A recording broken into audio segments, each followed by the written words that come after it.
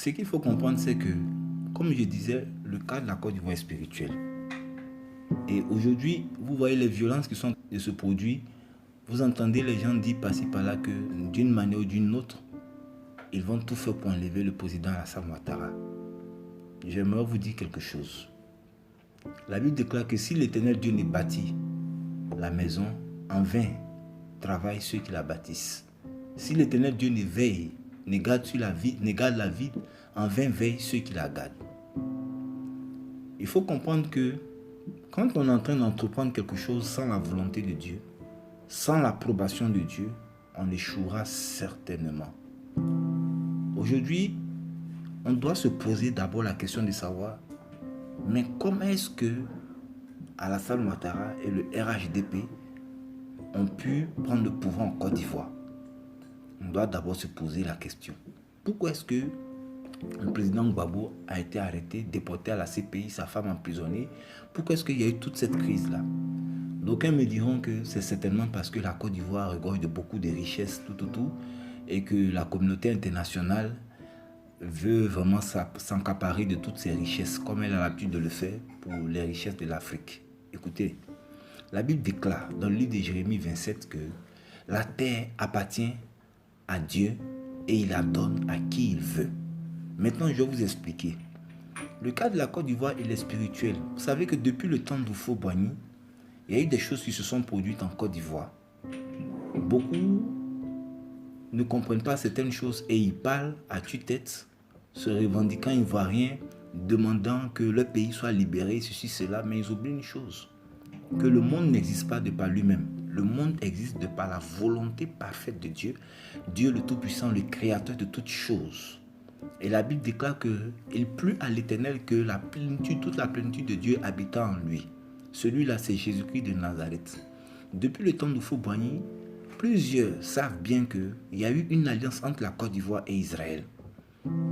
Et cette alliance-là, lorsqu'elle a été tissée avec Israël, pour ce que vous ne savez pas, c'est que la Bible dit que celui qui bénit Israël est béni. Et celui qui reçoit un prophète en qualité de prophète reçoit une récompense des prophètes. Houphouët-Boigny avait reçu mandat de Dieu de tisser une alliance avec Israël. Et en soutenant le peuple israélite, Houphouët-Boigny, sans le savoir, a tissé une alliance que Dieu a agréée. Et par ce verre d'eau que la Côte d'Ivoire, cette richesse que la Côte d'Ivoire a apportée à Israël, l'onction qui est sur la vie d'Israël a été transférée sur la Côte d'Ivoire. Il y a eu un transfert d'onction. Vous comprenez? Il y a eu un transfert d'onction qui s'est fait dans ce pays. Et donc, depuis le temps d'Houphouët-Boigny, pour ceux qui l'ignorent, la Côte d'Ivoire est devenue comme une Israël spirituelle aux yeux du Tout-Puissant. C'est pour ça que, quand on parle des richesses que regorge la Côte d'Ivoire, les gens pensent que ces richesses sont le fruit d'un hasard. Non, ces richesses ne sont point le fruit d'un hasard. C'est Dieu qui, dans sa préscience, a mis ces richesses dans le sous-sol de la Côte d'Ivoire parce qu'il a un plan. Et qu'est-ce qui est en train de se passer? C'est que ceux qui ont pris le pouvoir depuis le temps d'Houphouët-Boigny et autres, ils n'ont pas tenu compte de l'alliance qu'il y avait entre la Côte d'Ivoire et Israël. C'est-à-dire quoi? Le Dieu d'Israël qu'on appelle l'Éternel des armées, Jésus-Christ de Nazareth, son successeur là, le successeur d'Houphouët-Boigny, qui s'appelle Henri Konan Bédié, quand il a pris le pouvoir, il n'a pas voulu écouter la volonté de Dieu. Et Dieu a été clair. Lorsqu'il m'a parlé, Dieu m'a dit, depuis le temps d'Houphouët-Boigny, 1960 jusqu'en 2000, c'est-à-dire le règne des Bédié y compris, le temps, ça constitue le temps de Saül, les 40 ans de règne de Saül. Saül, c'était un roi que Dieu a envoyé à la tête de la nation d'Israël pour les aider. Et à un moment donné, qu'est-ce que Saül a fait? Saül s'est permis de mettre Dieu de côté pour chercher sa propre gloire. Et Dieu a rejeté Saül. C'est comme ça que, en 99, Dieu va permettre que les 40 ans du PDCI prennent fin parce que le PDCI n'était plus dans la volonté de Dieu. Et Dieu voulant, Dieu s'est suscité un libérateur. Quelqu'un en la personne de Laurent Gbagbo, qui lui donc devrait venir et prendre en considération parfaite cette alliance qu'il y avait entre Dieu et Israël et la Côte d'Ivoire. Ce qui n'a pas été fait. Nous avons prié, nous avons intercédé. Depuis le temps du prophète Kakou Sévérin, des révélations ont été dites, des révélations ont été données. des conseils ont été faits. Mais il y a longtemps que ces conseils n'ont pas vraiment été suivis comme il se fallait. Et la désolation est rentrée dans notre pays. On a vu toutes sortes de gabégies. Tout ce qui était proposé et était reproché au pouvoir précédent. On l'a vu avec les refondateurs. On a vu n'importe quoi dans ce pays. N'importe quoi. Et les enfants des gens ont été envoyés à l'abattoir sans qu'on ne s'en rende compte. Parce qu'on pensait que l'Éternel des armées allait venir agir. Mais je pense que la Bible déclare que le peuple de Dieu est péri par manque de connaissance. C'est l'ignorance qui tue. Et lorsque vous rejetez la connaissance de Dieu, vous allez vous attirer toutes sortes de foudres. Aujourd'hui, qu'est-ce qui s'est passé? Depuis le temps donc de Laurent Gbagbo, la volonté de Dieu n'a pas été respectée. Voici quelqu'un qui est venu au pouvoir au moment où personne ne s'y attendait. Parce que Dieu avait un plan pour lui. Dieu avait un plan pour cette nation. Et Dieu allait le chercher là où il était pour venir faire de lui le président de la Côte d'Ivoire. Et cet homme-là devait respecter son engagement vis-à-vis du Seigneur. Cet homme-là devait faire les choses comme Dieu le voulait. Mais ça n'a pas été. Et qu'est-ce qu'on a constaté dans la nation? On a vu que des pasteurs, des prophètes, tout étaient en train de l'ascenser sans réellement chercher à l'emmener à considérer sa position, sa relation avec Dieu d'abord. On a vu toutes sortes de débauches, n'importe quoi. Et quand on parlait, on nous disait, écoutez, c'est vous qui êtes les pasteurs, c'est vous qui êtes les hommes de Dieu. Lui, ce n'est pas un homme de Dieu, donc il n'est pas obligé. Mais je vais vous dire, la Bible déclare dans le livre d'Apocalypse 2, verset 13 que il y a des trônes qui appartiennent soit à Dieu, soit à Satan. Vous comprenez? Le trône de la Côte d'Ivoire, de par cette alliance avec Israël là, appartient à Dieu. Et sur le trône de Dieu, il y a une manière de se comporter. Quand vous êtes assis sur un trône qui appartient spécifiquement à Dieu, que Dieu s'est réservé, comme il s'est réservé Israël qui est son peuple, vous avez une attitude à adopter qui est différente de celle des autres. C'est une attitude de sainteté, une attitude de sanctification, une attitude de crainte de l'Éternel, une attitude qui fuit tout ce qui est des ordres franc-maçonniques, rosicruciens, la sorcellerie et autres, la débauche sexuelle et autres. Vous comprenez? Et ces choses-là n'ont pas été vues pendant son règne, alors que l'Esprit de Dieu avait tissé une alliance avec lui. Et c'est au nom de cette alliance que pendant la crise de 2010 à 2011, on a entendu partout le nom de l'Éternel des armées qui devrait venir intervenir. Mais l'Éternel s'était déjà retiré. Pourquoi? Parce que l'alliance de départ n'a pas été respectée. L'alliance qui a été tissée avec Dieu n'a pas été respectée au moment de son ascension. Et c'est pour cela que l'Esprit de Dieu, dans sa colère, a livré la Côte d'Ivoire. Il a livré la Côte d'Ivoire, il a livré ce monsieur. Et donc l'autre, Alassane Ouattara, a pris le pouvoir pour exercer le jugement de Dieu. Et cet homme-là, je vous dis la vérité, il est spirituellement aujourd'hui aux yeux du Seigneur comme un Nebuchadnezzar qui vient pour exécuter le jugement de Dieu comme au temps du prophète Jérémie dans la Bible. C'est ce qui se passe. Il est important que la lanterne du peuple ivoirien soit nettement éclairée, afin que les gens ne se trompent pas du temps dans lequel ils sont. S'ils se trompent du temps dans lequel ils sont, ils vont se faire du mal. Et il y aura trop de sang versé inutilement. J'entends le peuple ivoirien, je suis aussi fils de cette nation, j'aime mon pays, je prie pour cette nation, et je sais que je prie sincèrement pour mon pays, mais je sais une chose, l'amour de ma nation ne prendra jamais le dessus sur l'amour que j'ai pour Jésus-Christ de Nazareth. Et dans toute cette affaire, il y a une chose que les gens oublient. Le premier à être frustré, le premier à être rejeté, c'est Jésus-Christ de Nazareth. C'est Dieu lui-même à être rejeté. C'est lui-même qui est rejeté d'abord dans cette affaire. Les refondateurs ont rejeté Dieu. Ils ont abandonné la main de Dieu. Ils se sont tournés vers d'autres choses qui n'honoraient pas Dieu. Et ils ont agi de telle sorte que le nom de l'Éternel a été blasphémé non seulement dans la nation, mais au plan mondial. On a vu le nom de l'Éternel être blasphémé partout. Alléluia. Il faudrait que vous compreniez certaines choses. Aujourd'hui, Nebuchadnezzar a été envoyé afin d'exercer le châtiment de Dieu contre Israël. Et le châtiment que Dieu a l'intention d'exercer, avait l'intention d'exercer au temps de Nebuchadnezzar, c'était un châtiment qui était pour une période bien donnée. La Bible déclare que Israël devait souffrir pendant 70 ans. À nous, 70 ans ont aussi été donnés. Mais ce ne sont pas 70 ans, année pour année, comme ça a été au temps de Nebuchadnezzar. La Bible déclare dans le livre de Jérémie 27 que quiconque ne se soumettrait point à Nebuchadnezzar lui-même, son fils et au fils de son fils, c'est-à-dire aux 3 mandats venant de Nebuchadnezzar, celui-là serait châtié par Dieu lui-même. Comprenez? Je suis là en train de parler prophétiquement. Ce 3e mandat-là vient de la volonté de Dieu. Maintenant, va-t-il aller jusqu'à son thème? L'Esprit de Dieu ne me permet pas de vous le dire maintenant. Mais ce que je peux vous dire, ce 3e mandat-là, il va commencer de la part du Saint-Esprit et il va s'achever lorsque Dieu aura prévu qu'il s'achève. Donc il y a un 3e mandat que Dieu a déjà réservé à Alassane Ouattara et au RHDP. Personne ne pourra aller contre cette volonté. Pourquoi personne ne pourra aller contre cette volonté? Parce que Dieu ne se dédie pas quand il parle. Quand Dieu vous donne un temps pour travailler, vous devez vous exercer à bien faire la volonté de Dieu dans le temps que Dieu vous donne. Il y a un temps pour chaque chose. Il y a un temps pour interpeller. Il y a un temps pour établir. Il y a un temps pour la chicotte. Le temps que l'Esprit de Dieu s'était donné pour interpeller a duré plus de 10 ans dans cette nation. Mais personne n'a entendu la volonté de Dieu. Personne n'a cherché à se remettre en cause. Les gens n'ont pas eu dans leur cœur l'amour de la vérité. Les gens n'ont pas eu dans leur cœur l'amour de la sainteté. Vous voyez, la Bible déclare, Jésus qui parle, il dit, quand l'Esprit sera venu, l'Esprit Saint, le Consolateur sera venu, l'Esprit Saint, l'Esprit de vérité, lui, il vous conduira dans toute la vérité. Aujourd'hui, la nation est en train de crier à la consolation. Les gens sont en train de crier à la justice. On parle d'injustice partout, oui. On souffre, le peuple souffre, les biens du pays sont dilapidés, oui, c'est bien beau. Mais regardez quelque chose. La Bible associe le nom du consolateur, sinon la Bible associe la consolation à l'esprit de vérité. La Bible dit au livre de Jean 17, verset 17, sanctifie-les par ta vérité, ta parole est la vérité. Si la parole de Dieu est rejetée, comment est-ce que la consolation peut venir?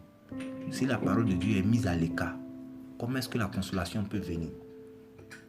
Tout le monde aujourd'hui parle de songe. J'ai fait un songe. J'ai vu que Alassane Ouattara est parti. On a fait songe. Dieu nous a montré que la Côte d'Ivoire est libérée. De quelle libération parlez-vous? Je vous dis, Jésus, quand il s'adresse à la foule, il parle à la foule en parabole. La parole qui sort de la bouche de Jésus, c'est cette parole-là qu'on appelle la parole de Dieu.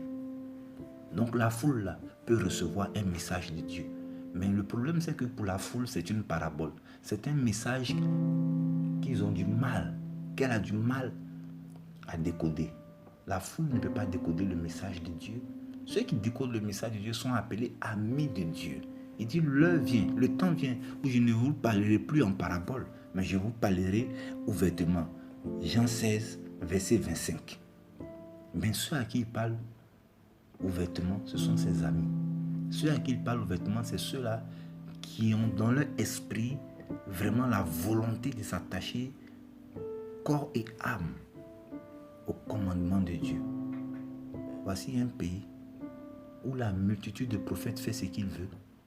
Les gens sont livrés à n'importe quoi et ils viennent raconter leur boba n'importe où, n'importe comment.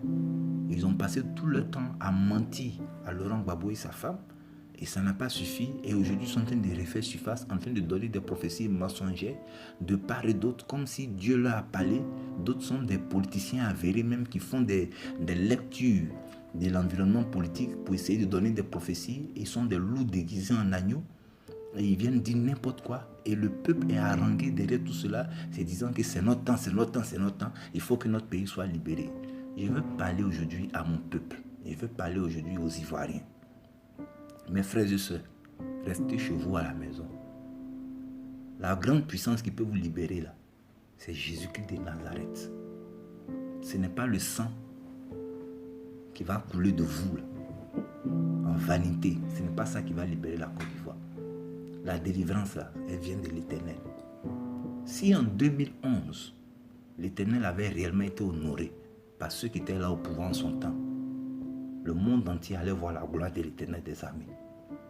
La Bible dit, au temps d'Ésaïe, que le roi de la Syrie avait embrigadé tout Jérusalem.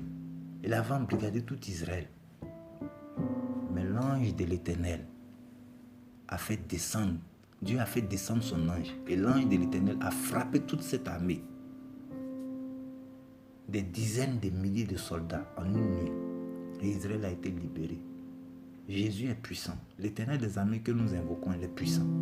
Mais il est saint et il est dans la vérité. Voici un peuple qui est livré à l'abomination. Voici un peuple qui se livre à toutes sortes de débauches. Voici des pasteurs qui sont livrés à toutes sortes de débauches. Ce sont ces mêmes pasteurs-là qui disent Babo va revenir, Babo va venir s'asseoir.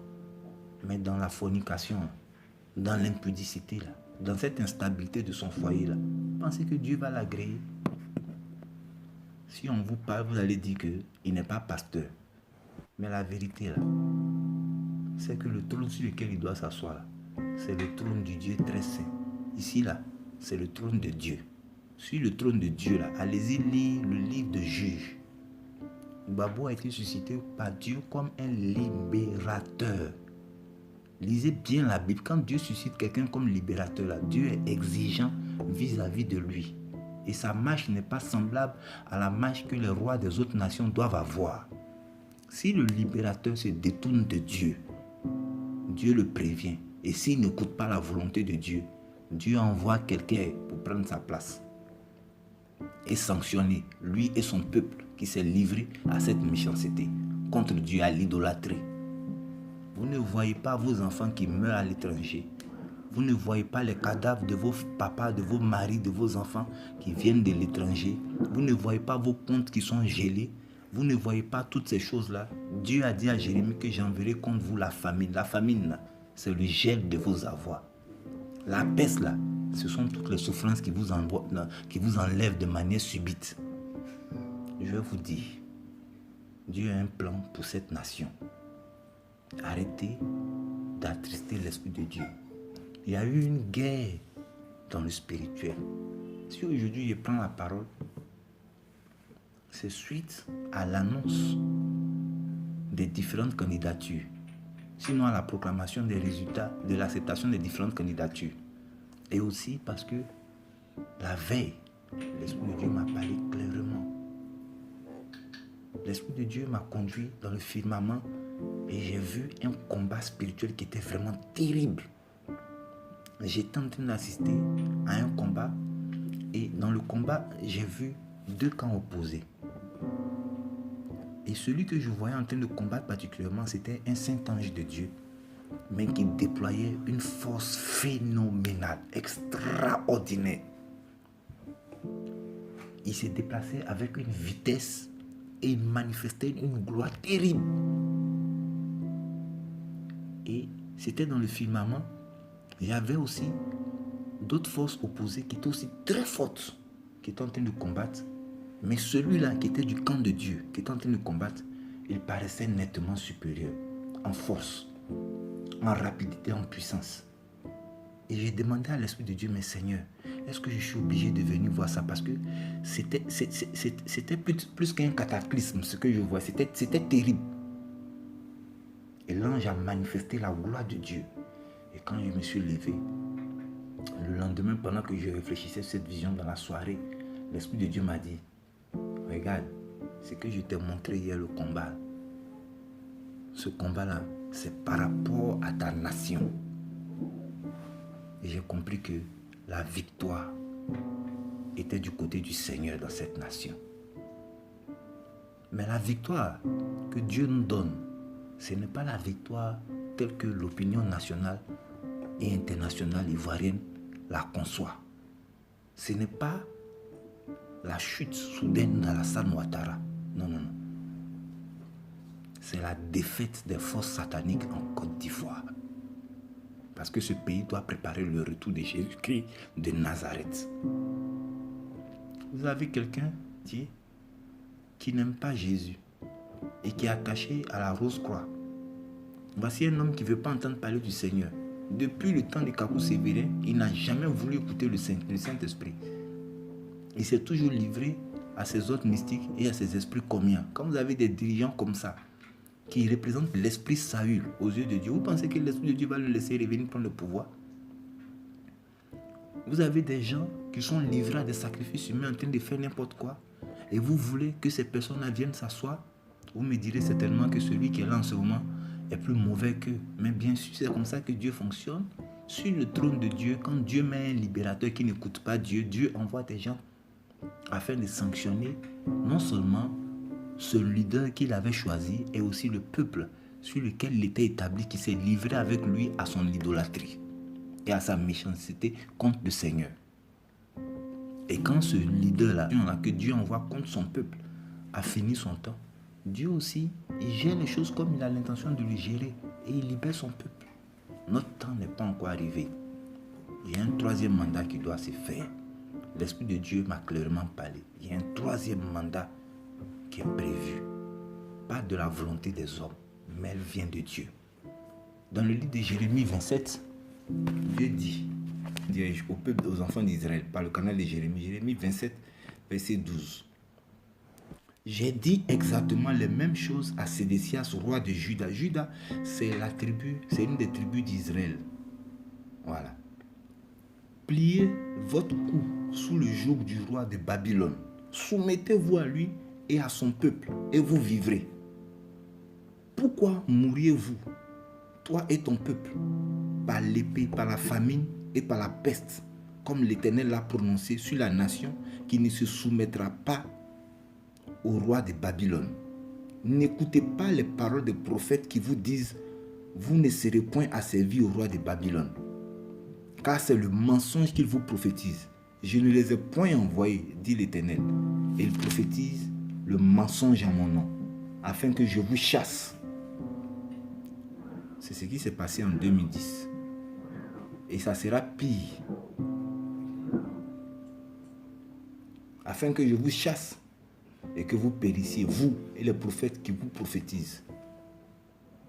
Faites attention. Faites attention. Parce que la colère de Dieu va descendre contre ceux qui vont chercher à s'opposer au mandat d'Alassane Ouattara et du RHDP. Je suis ivoirien, je vous le dis. Je vous le dis parce que l'Esprit de Dieu, dans sa grâce, à cause de l'amour de la vérité, m'a fait rentrer dans son intimité. Ne vous trompez pas de combat. Celui qui veut aller marcher, qu'il aille marcher avec sa propre famille. Mettez-vous de côté. Parce que c'est contre l'Éternel lui-même que vous allez combattre. L'Éternel des armées que vous avez appelé en 2010, là, il est venu en 2010. Mais il n'a pas combattu comme vous avez voulu qu'il combatte. Et aujourd'hui encore, il ne combat pas comme vous voulez qu'il combatte. Mais il va toujours combattre selon lui-même sa parole. C'est un Dieu saint. Sanctifiez-vous. Sanctifiez-vous. Vous aurez dit Yopougon des Babo, vous allez dire quoi que ce soit. Mais regardez vos différentes communes, vos différentes villes. Combien de fois vous êtes livrés à l'abomination? Regardez combien de fois, du temps même de Laurent Gbagbo, on a vu les monuments s'ériger à la gloire de Satan. Les ronds-points avec des cercueils, les statues d'ici des Mami Wata, des monuments pour des sectes franc-maçonniques, rosicruciennes et autres. Faites attention.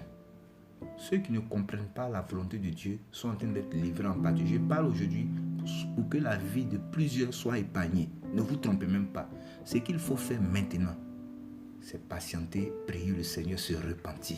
Si mon peuple, celui qui est invoqué mon nom, s'humilie, prie, il cherche ma face et se détourne de son péché. La terre, là, Jérémie 27, Dieu qui parle clairement.